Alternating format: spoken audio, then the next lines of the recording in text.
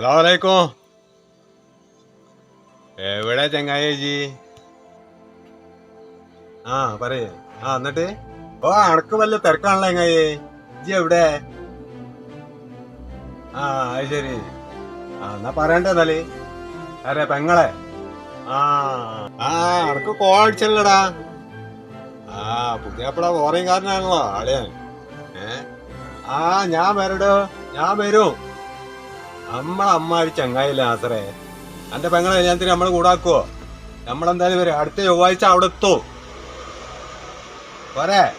അസ്സലാമലൈക്കും.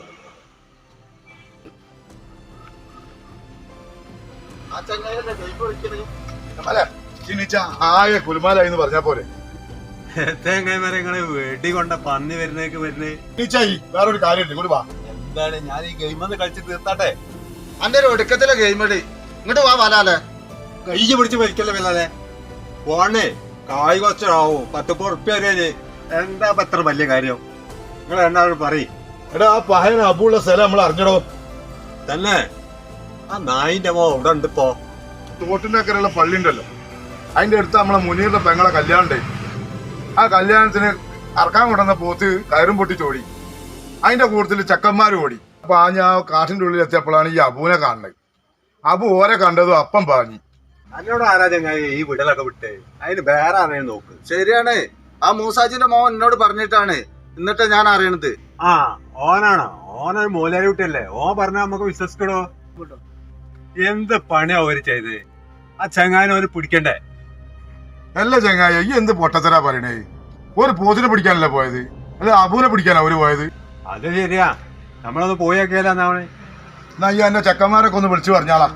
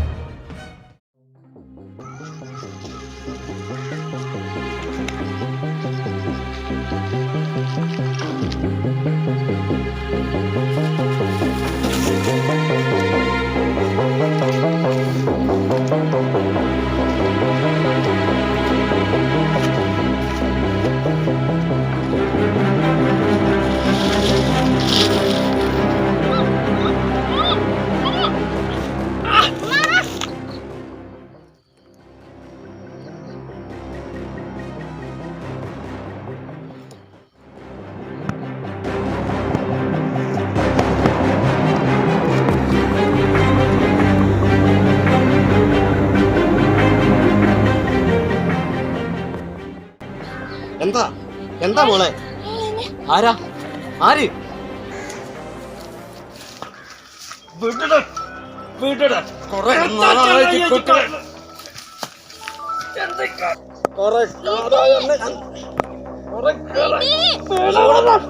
മോള് നീ പോയി പോയി രക്ഷപ്പെടി. അനക്കെന്നെ വീടാണല്ലേ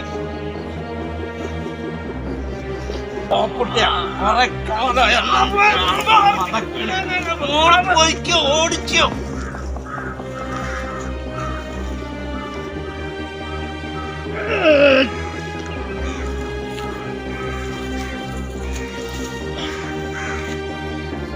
അന്നെ കണ്ടോണ്ടോ കുട്ടിയെ, അന്നെ ഞാൻ കണ്ടോണ്ട്.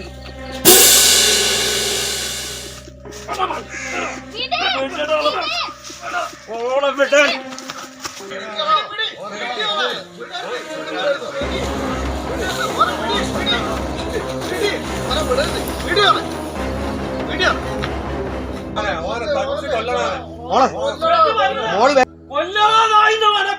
കുട്ടീനെ നായി പീഡിപ്പിച്ച് കൊന്നതാ. മോള് വീട്ടിൽ പോയിക്കോ. കുട്ടീനെ വിടേ.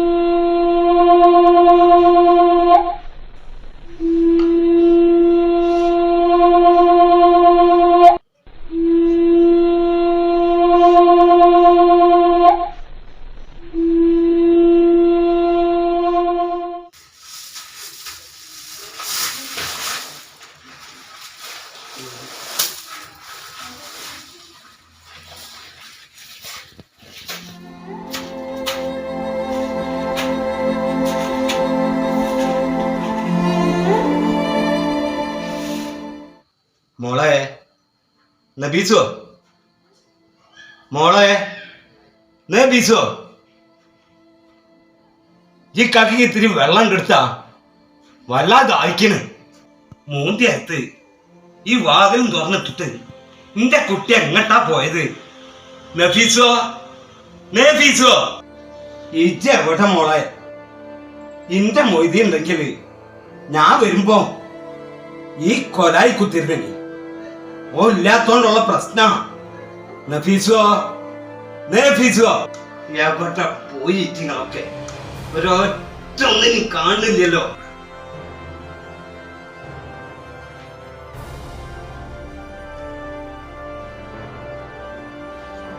നഫീസോ നേരം മൂന്തിയായ സമയത്ത് ഈ വീടിൻ്റെ ഉള്ള ലൈറ്റൊക്കെ നിട്ടോടെ നമുക്ക് കണ്ണ് കാണില്ല മനുഷ്യന്. എന്തൊരു പഠിപ്പാ നഫീസോ എൻ്റെ.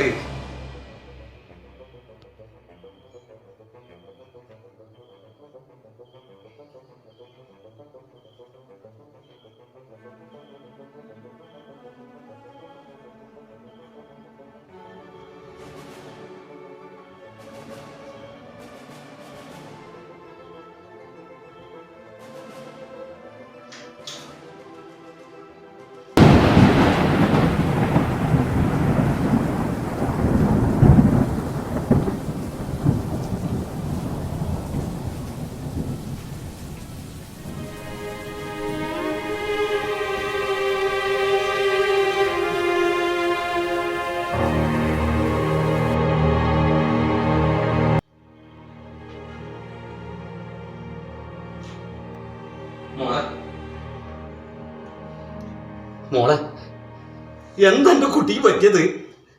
നഫീസോ ഒന്ന് അബുവിന്റെ മുഖത്തേക്ക് എന്നിട്ട് നോക്ക്. എന്താ എന്റെ കുട്ടിക്ക് പറ്റിയത് എന്റെ മോളെ?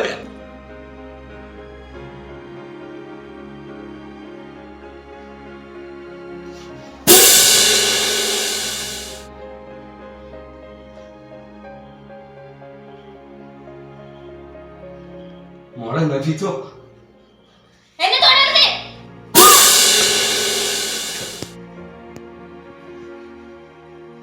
മോളെ ഇത് ഞാനാ മോളെ. നഫീസോ എന്റെ അബുക്കാണിത്. എന്താ എന്റെ കുട്ടിക്ക് പറ്റിയേ?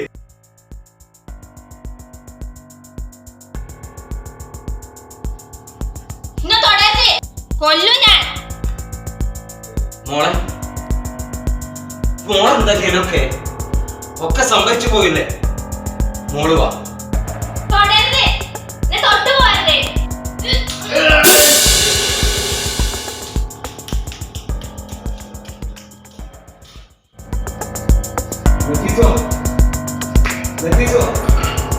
ഞാൻ എന്നെ ഉപദ്രവിക്കാൻ വന്നല്ല.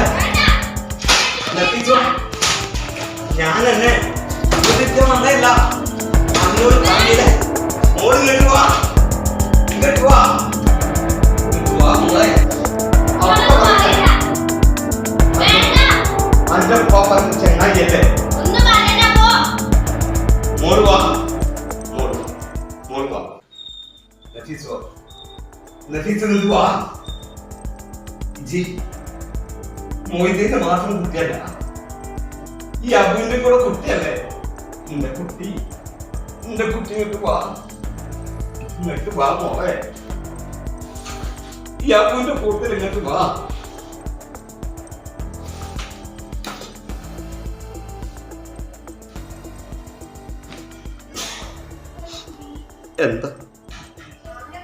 എന്താ മോളെ എന്റെ കുട്ടിക്ക് പറ്റിയത്? എന്റെ കുട്ടിക്ക് എന്താ പറ്റിയത്? എന്റെ കുട്ടികളെ അബുക്കപ്പ വരട്ടോ.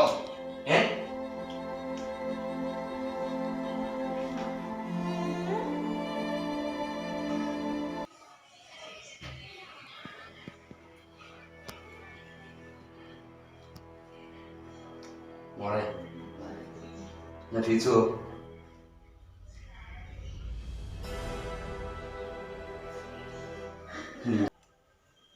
മോളെ മോളെൻ്റെ ഉപ്പാപ്പൻ്റെ മാത്രം മോളല്ല, ഈ അബുവിൻ്റെയും കൂടെ മോളല്ലേ? എൻ്റെ കുട്ടിയെ നിന്റെ മുഖത്തേക്ക് നോക്കോ? എന്തിനാ ഇത് അബുന് തന്നക്ക് വിടുത്. ഇത് അബുന് തന്നക്ക്. നിന്റെ കുട്ടിയല്ലേ. സാരല്ലേ മോളെ, അതൊക്കെ ഓന്റെ വിദ്യയായിരിക്കും.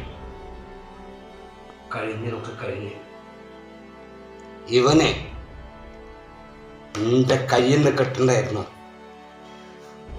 നിന്റെ കുട്ടിക്ക് അറിയോ, ഒരു ഉറുമ്പിനെ പോലും നോക്കാത്ത ഈ അബുവിന്റെ അവസ്ഥ നിന്റെ കുട്ടിക്ക് അറിയോ? ഞാൻ നിരപരാധിയാണെന്ന് പറഞ്ഞിട്ട് ഈ സമൂഹം എന്നെ അംഗീകരിച്ചിട്ടില്ല. നഫീസോ,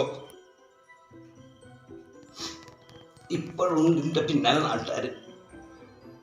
അത് വിചാരിച്ചിട്ട് നിന്റെ കുട്ടി പേടിക്കണ്ട കേട്ടോ. ഈ ചെയ്തതും ഞാനാണെന്ന് നമ്മളെ നാട്ടുകാർ വിശ്വസിച്ചോളൂ. പക്ഷെ നിന്റെ കുട്ടിക്ക്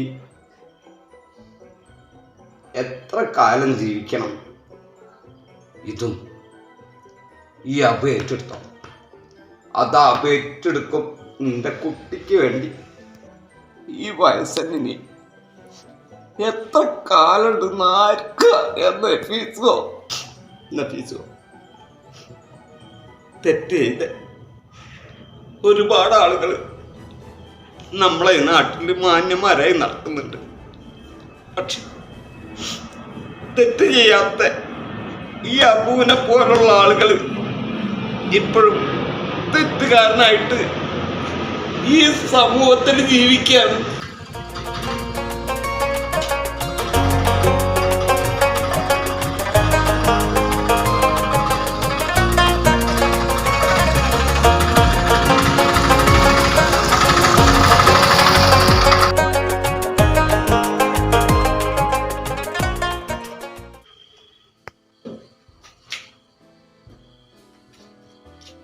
എത്ര എന്റെ കായ് നിങ്ങൾ എന്താ തന്നാളി കാക്ക?